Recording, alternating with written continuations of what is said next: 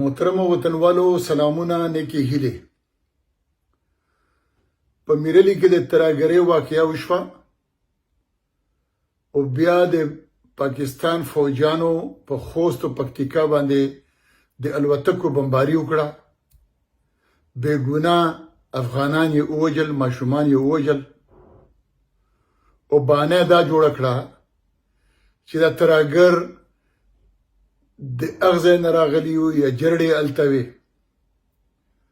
او هغه حافظ ګلبادر چې هر وخت د دوی په غېږ کې ناست وي هغه یې بانه جوړ کړو وطنوالو د لرو بر افغان د وینې د تویولو دغه ډرامه بیا پیل شوې ده بیا په ډي خان کې هم داسې پیښه راغله د مخې په شان اوس هم چرته هم دا پیښه د پښتون نه علاوه په بل ځای کې نه کېږي په پنجاب کې نه کېږي په سند کې نه کېږي نو دا اوس چې کومه بیا لوبه شروع شوه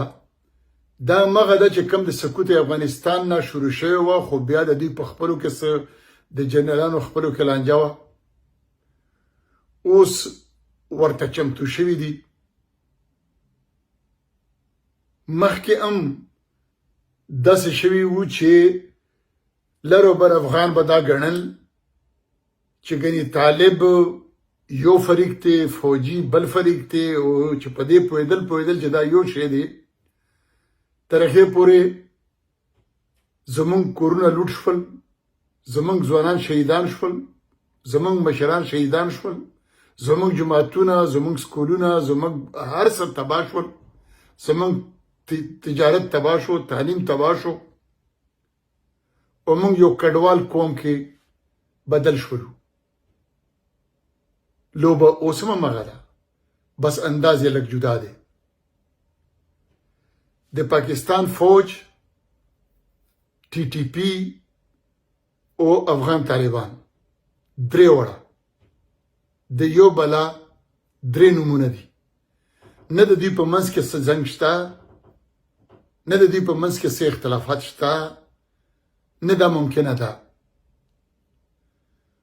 نو د دوی نښه څه ده د دوی مقصد څه دی مقصد یې همغه دی خو اوس پاکستان مکمل کنګال دی اوس پاکستان صرف په دې بچ کېدی شي چې هغه زموږ معدنیات ولوټي او هغه بل جنگ راوړي چې نور ډالر راشي په تیر کې هم د دوی مقاصد همدغه درې وو یعنی یو دا و چې د پاکستان د جنرالانو د جی ایچ کیو د 1980 پالیسي ده چې موږ چې سټریټیجیک ډک پالیسي ورته وایي چې موږ به افغانستان خپل ګوډاګي ملک جوړو یا 15مه صوبه به جوړو یا به د کشمیر په شان حیثیت به لري او دا هر څه د مذهب د افیم په لاره کوي د مذهبي خپسې په لاره کوي او تر ډیره حده پورې کړي هم دي دوی مقصد دایي چې په دې دوران کې دوی مدنیات لوټي اوبه خړې کي او مدنیات لوټي او داسې وکړه او اوس یې بیا کوي اوس یې زیات په منظم انداز کې کوي د پی ډی ایم 13 حکومت کې فوج ته د سپیشل انویسټمنټ فیسیلیټیشن سنټر چې کوم دی د هغه اجازه ورکړې شوه یعنی خصوصي سرمایه کاري د سهولت مرکز چې په جی ایچ کیو کې دی هغه به څه کوي هغه به په ظاهره خو د پنجاب او د سیند لږ ځمکه بانه کړې ده خو په اصل کې زموږ معدنیات لوټي هغه به د ګلګت معدنیات لوټي د بلوچ معدنیات به لوټي د لر او بر افغان معدنیات به لوټي د دې لپاره د ټول قانوني آئینی کارونه کړي دي نو دویم غرض یې دغه دی دریم دا دی چې اوس هم د میرلی واقعې نه بعد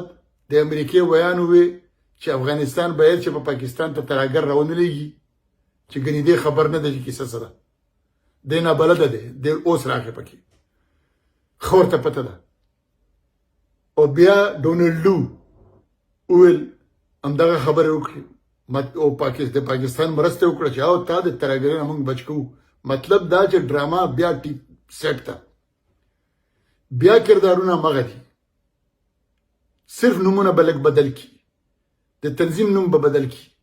او دویم دا بدلون دی چې دې ځل به افغانستان ته وایي چې ته په ما کې مداخلت کوي، ته ماله ترهګر للیږي. او دا ډېره لویه ډرامه ده. دا داسې ډرامه ده چې د یو بله دغه درې نومونه به یو بل قوي کوي، مضبوطوي. دلته به شهباز شریف وایي چې افغانستان نه ما پاکستان بچ کو، خلک وایي واه واه څه تکړه سړی دی. او هلته به په افغانستان کې به خلک دا وایي چې واه طالبان دا دی، اوس په پاکستان ورځي، اوس په پاکستان ورځي به نه. په دې دوران کې به د ټي ټي پي نوم بیا راشي او موږ به بیا هدفي وجنو ښکار کېږو. او په منځ کې به چې اوبه خړې کي نو مدنیات به لوټي. او بل چې جنگ راشي نو جنگ خشاک به موږ جوړېږو، اوس هم یو. نو هغه به ډالرې به راځي. نو مغه لوبه بیا شروع شوې ده. وطنوالو په کار دا ده چې موږ تاسو ټول ورته هوښیار شو. موږ نور د مذهبي خپسې دغه چلونه وپېژندو. موږ بیا د ډالري اسلام ډالري جهاد په نوم باندې دوکه نشو. موږ خپل مدنیات وژغورو، خپل وطن وژغورو، د امن چغه راپورته کو او دا ووایو چې یہ جو دہشت گردی ہے اس کے پیچھے وردی ہے. مننه.